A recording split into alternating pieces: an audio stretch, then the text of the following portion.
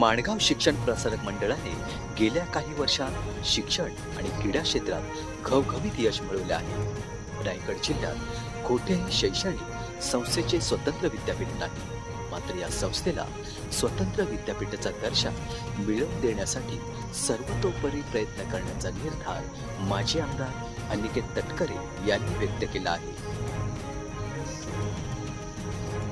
माणगाव येथील दत्तात्रय तटकरे महाविद्यालयात त्यांच्या वाढदिवसानिमित्त मंडळाचे अध्यक्ष ॲडव्होकेट राजू साबळे यांच्या मार्गदर्शनाखाली आयोजित करण्यात आलेल्या हृदयस्पर्शी सत्कार समारंभात ते बोलत होते.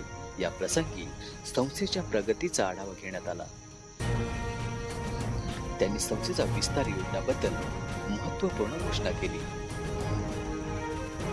माणगाव शिक्षण प्रसारक मंडळात सध्या 5,000हून अधिक विद्यार्थी शिक्षण घेत आहेत. या शैक्षणिक संकुलाचा दर्जा वाढवून पुढील काही वर्षात ते स्वतंत्र विद्यापीठाच्या स्वरूपात विकसित करण्यासाठी आम्ही प्रयत्नशील आहोत, असे तटकरे म्हणाले.